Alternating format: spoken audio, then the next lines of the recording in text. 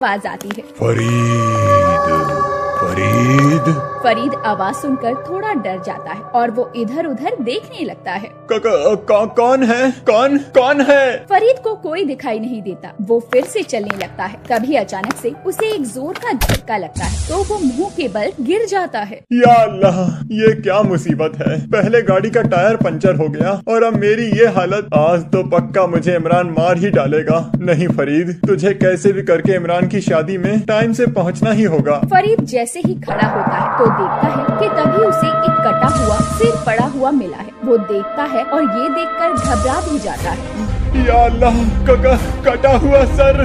कटा हुआ सर देखकर फरीद के होश उड़ जाते हैं और वो वहाँ से तेज रफ्तार से दौड़ता जंगल के उस पार पहुँच जाता है। और फिर जब वो अपने दोस्त इमरान के घर पहुँचता है, जब तक इमरान की शादी हो चुकी थी, और फरीद की ऐसी हालत देखकर इमरान कहता है, या अल्लाह फरीद, तुम्हारी ये हालत कैसे हुई? सब खैरियत तो है? हाँ मेरे दोस्त, सब खैरियत है। बस आज आते समय मेरे साथ एक बड़ी ही अजीब सी चीज हुई। अजीब घटना? फरीद अपने दोस्त इमरान को सारी बात बताता है। ये सुनकर तो इमरान घबरा जाता है। या अल्लाह, कहीं तुम्हें सिर कटा भूत तो नहीं मिला था? अगर ऐसा है तो ये अच्छा नहीं हुआ। वो अब तुम्हें नहीं छोड़ेगा। तुम उस सिर कटे को लेकर इतना घबरा क्यों रहे हो और कुछ भी बोले जा रहे हो? तुम्हें नहीं पता, कुछ सालों पहले इस गांव में एक लड़के का सिर काट दिया गया था। जब से वो जंगल में भूत बनकर घूमता है और जिस किसी को भी अगर वो दिखाई दे जाए, समझो फिर वो सिर कटा भूत उसे नहीं छोड़ता। ये सब बेकार की बातें हैं। मैं इन सब बातों पर यकीन नहीं करता। अच्छा, मैं बहुत थक गया हूँ, अब मुझे सोने दो। रात बहुत हो चुकी थी और फरीद भी काफी थक चुका था, तो उसे लेटते ही नींद आ जाती है। अभी उसे सोते हुए कुछ देर ही हुई थी कि तभी जैसे ही रात के 2 बजते हैं, फरीद को कुछ अजीब सी आवाज सुनाई देती है। फरीद,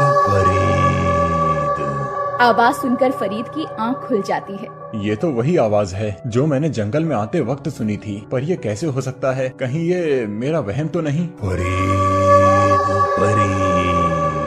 फरीद बाहर जाकर देखता है तो लगता है कि कोई उसे बुला रहा है। फरीद दरवाजा खोलकर बाहर चला जाता है, पर उसे दूर दूर तक कोई दिखाई नहीं देता। बड़ी अजीब बात है, यहाँ तो कोई नहीं है। वो कौन जा रहा है? फरीद को एक अनजान साया नजर आता है तो फरीद उसके पीछे पीछे चल देता है। रुको रुको, कहाँ जा रहे हो? मेरी बात सुनो। और जब फरीद वहाँ पहुँचता है तो उसके होश उड़ जाते हैं।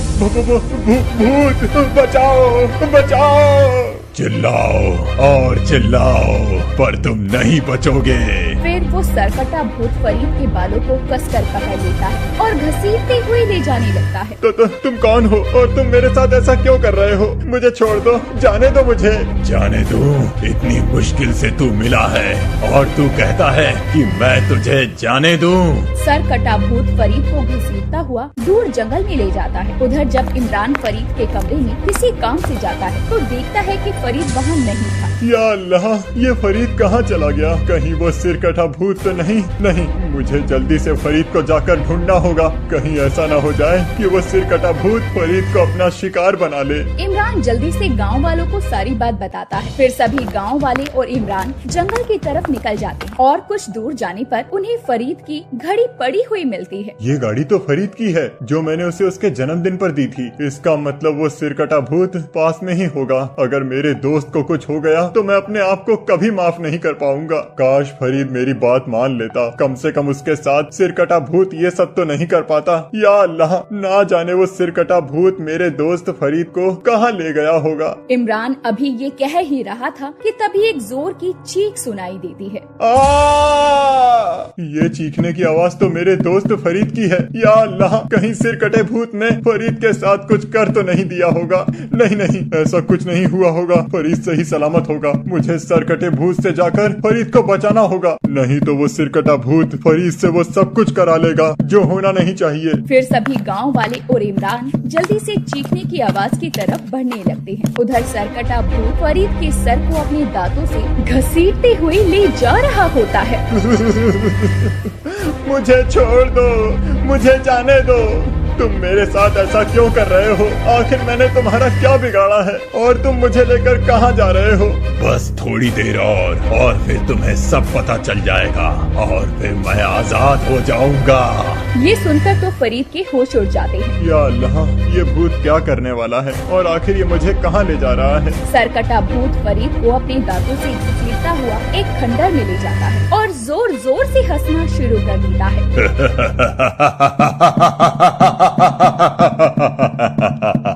तुम हंस क्यों रहे हो?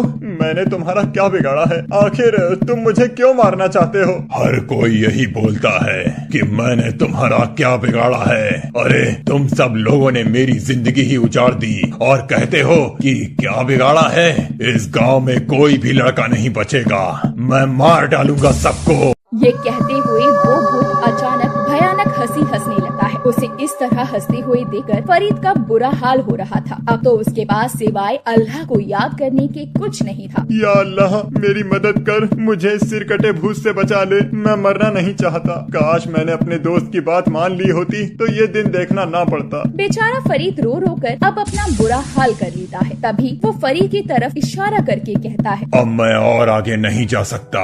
वहाँ उस खंडहर में मेरा धड़ है, मेरे सिर को मेरे धड़ से जोड़ दो। ये सुनकर फरीद बुरी तरह घबरा जाता है। धड़? आपका धड़? हाँ, मेरा धड़ जो गांव वालों ने इस खंडहर में लाकर गाड़ रखा है। तुम्हें अब उस धड़ को लाकर मेरे सिर से जोड़ना होगा। बेचारा फरीद मरता क्या न करता, वो सर कटे भूत की बात मान लेता है और अंदर चला जाता है और जमीन खोदकर सर कटे भूत का धड़ निकाल लेता है। मेरा शरीर, अब मैं आजाद हो जाऊंगा और फिर मैं इन गांव वालों को नहीं छोड़ूंगा। तभी इतने में ही इमरान भी गांव वालों को लेकर वहां पहुंच जाता है। सभी गांव वाले सरकटे भूत का धड़ देखकर घबरा जाते हैं। फरीद, सिर कटे भूत का सिर उस धड़ से जोड़ने की बिल्कुल भी गलती नहीं करना, नहीं तो भूत जिंदा हो जाएगा और सबको मार डालेगा। ए गांव वालों, चले जाओ यहाँ से, नहीं तो आज तुम में से कोई नहीं बचेगा। ए लड़के, जल्दी कर और मेरे सिर को मेरे धड़ से जोड़ दे। बेचारा फरीद सरकटे भूत का सर लेकर उस धड़ से जाकर जोड़ देता है। तभी तेज हवाएं चलने लगती है और इतने में ही